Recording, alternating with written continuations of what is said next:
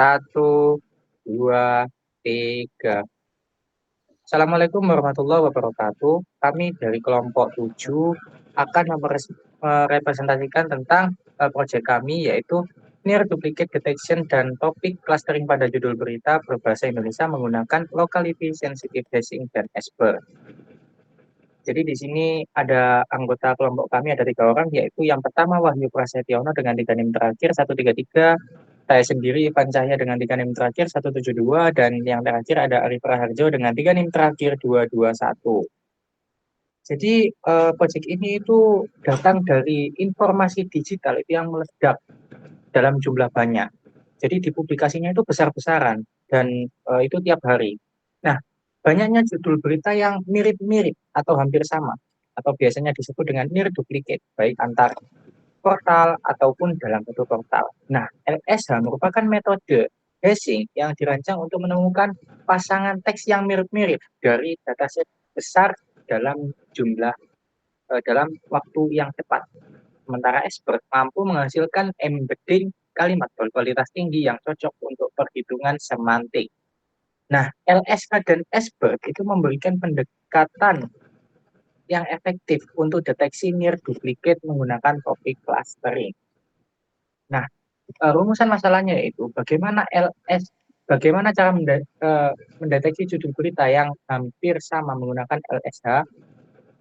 Kemudian yang kedua, bagaimana Esper dapat digunakan untuk menghasilkan representasi vektor judul berita. Dan yang terakhir, bagaimana cara melakukan topik clustering pada judul berita berbahasa Indonesia. Kemudian tujuannya yaitu menerapkan LSH untuk deteksi near duplicate pada judul berita. Yang kedua, menghasilkan embedding kalimat menggunakan Esper berbahasa Indonesia.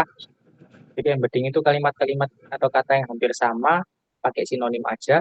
Kemudian yang terakhir yaitu melakukan clustering judul berita berdasarkan kemiripan yang semantik. Kemudian manfaatnya yaitu mengurangi redundansi. Nah, redundansi ini adalah duplikat-duplikat pada data pada berita.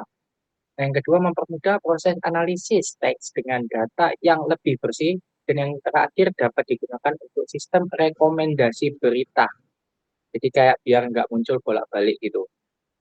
Kemudian LSH dan Esper itu 2 metode dalam konteks modern yang digunakan untuk deteksi kemiripan semantik.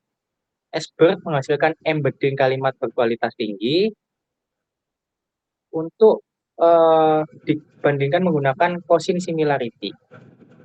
Namun perhitungan similarity pada seluruh pasangan teks dapat memakan waktu yang besar, sehingga LSH digunakan untuk mempercepat proses pengelompokan embedding tadi.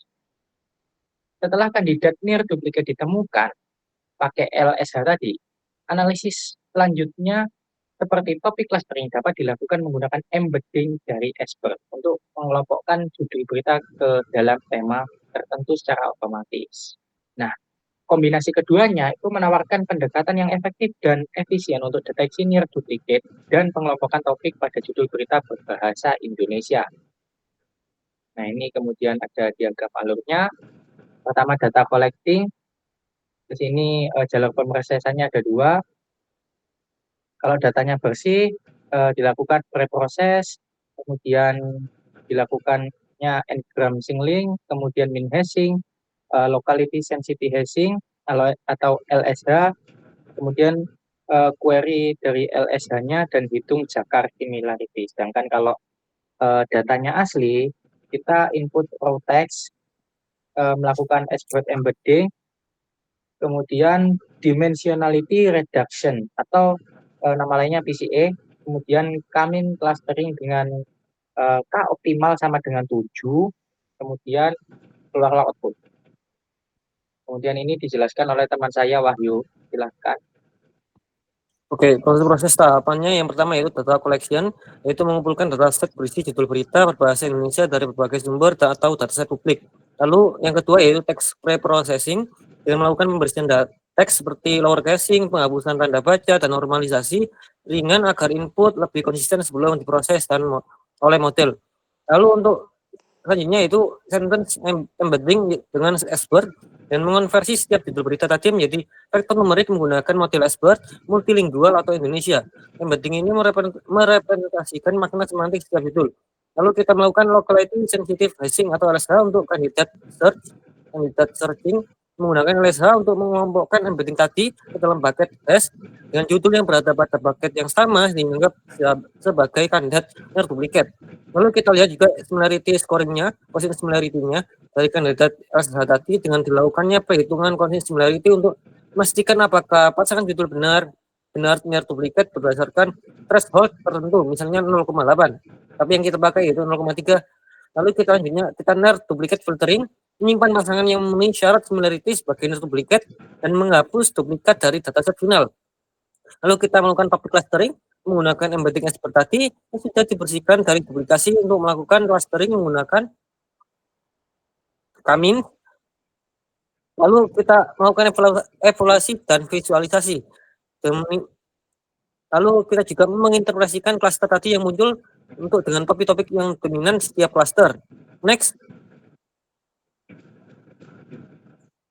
Data collecting atau scraping. Kita di sini mengambil mengambil data dari sumber judul berita dengan menggunakan Python dengan tujuan menyediakan data mentah judul berita sebagai analisis sehingga output data set berisi daftar judul berita dalam format data frame. Next. Lanjut selanjutnya pre-processing. Yang pertama kita melakukan lower caching, menghapus tanda baca dan normalisasi ringan. Sehingga itu output yang dihasilkan yaitu judul berita tadi yang telah dinormalisasi. Next. Karena tadi sudah di pre-processing, kita lakukan stainless embedding dengan expert. Next. Kita melakukan min-hash dengan teknik probabilitas untuk menggunakan permutasi 128 untuk mengubah setiap data tadi menjadi 6 permutation, yaitu 128 jumlah fungsi hash-nya. Bermanfaat konversi data tadi dengan efisiensi untuk memperhitungkan kesamaan. Next. Lalu kita melakukan LSH untuk kandidat search. Next. Yang di sini kita melakukan mengonversi setiap judul tadi menjadi representasi vektor berdimensi tetap menggunakan model yang digunakan, yaitu seperti tadi. Manfaatnya untuk memungkinkan pengukuran kemiripan dan clustering yang berbasis makna. Outputnya matriks embedding vektor untuk setiap judul. Next.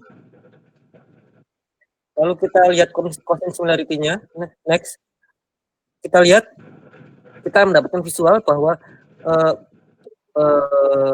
kita memasukkan embedding ke dalam bucket hash tadi hingga vektor mirip jatuh ke kelompok yang sama.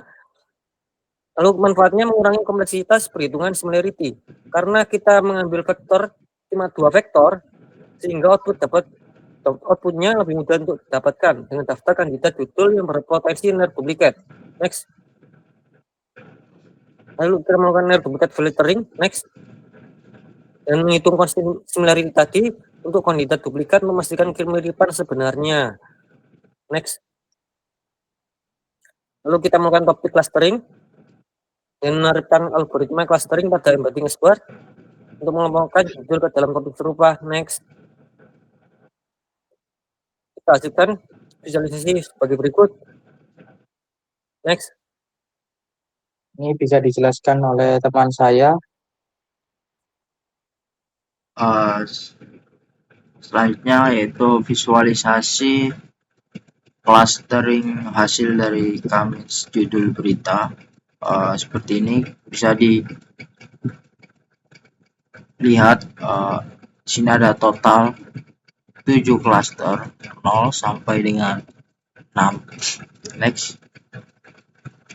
Selanjutnya ada diagram batang yang menunjukkan jumlah near duplicate per sumber berita. Bisa dilihat tempo.co nasional memiliki jumlah duplikat paling tinggi, sedangkan jumlah duplikat yang paling rendah adalah portal berita www.merdeka.com/peristiwa. Next. Referensi.